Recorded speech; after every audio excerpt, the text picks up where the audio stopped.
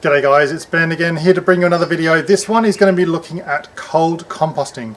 So years and years ago, when I was a teenager, I used to admire my grandfather's compost heap, which was huge. He actually had several for different plants. He grew masses of amounts of tomatoes and so on. So he had specific compost for tomatoes and some other ones for citrus and so on.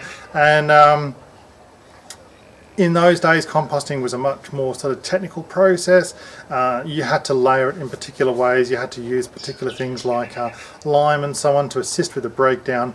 It needed to be maintained at a particular temperature and turned over, so it was quite a manual process, a lot of heavy lifting and so on, and also quite a technical process.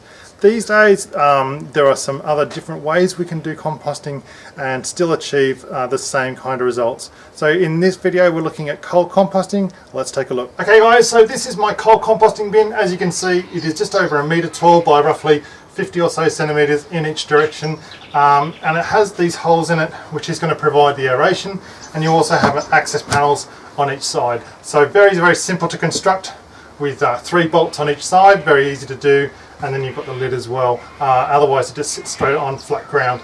And you add in the material, so you want to be adding in your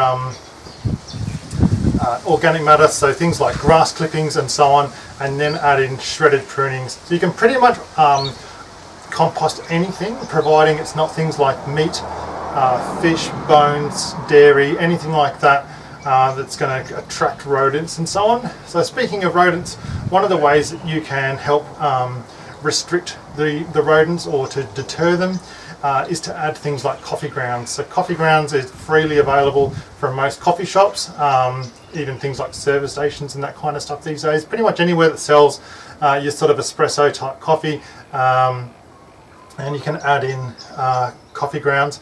That's perfectly good for the soil. It does need to break down, and what happens is the layers, as they build up, you can mix it around. That can be quite beneficial to you. I also add lime periodically, and that doesn't cost very much money, a few dollars for a bag. One of the other things that I've got, I use these pieces of PVC pipe. Where are we? Here we go. And you might be able to see that it's got lots of holes down it, and what that does is it just helps to increase the aeration. I also add in your vegetable scraps from the end of every day, and that just basically provides sort of great nutrients for the plants. Eggshells, all that kind of stuff, fantastic, because the plants do like the calcium. It does take a while to break down, so by the time you've built it up to the top, you're looking at, I think most sort of houses would take around about 8 to 12 weeks to do that. Particularly now we're getting into spring, may only be like 6 weeks, and that provides you with that really good sort of nutrition for your plants. I use this stuff though mostly for my worm farms, because it's such a sort of prime product and the worms absolutely love it. So we're going to take another look at that in a few minutes in our worm farm video. But this is basically a very simple, economical. This cost me like $20 second hand for the bin. Fantastic value for money. You can buy them new for maybe around $50, but this is a great product, and second hand it's not going to sort of, you know, age or anything.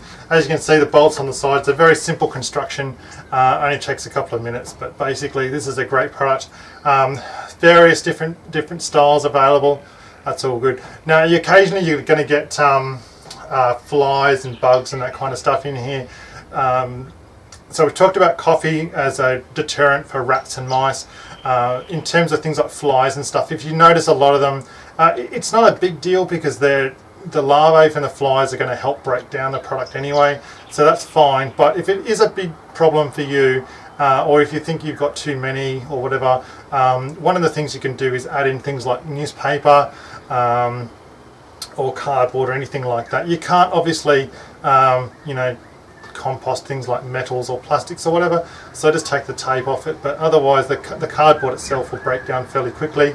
And I also I've got a fairly reasonable number of compost worms in there as well, and that helps too.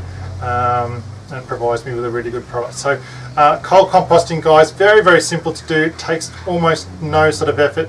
It provides you with a really good nutritious sort of additive that you can put onto your garden beds as you go through, and you're going to help sort of keep revitalising the soil as you do that. So good tips there, guys. I hope you're having fun in the garden. Well, thanks for watching. If you've enjoyed this video, please press the like button. If you have any comments, suggestions, or questions,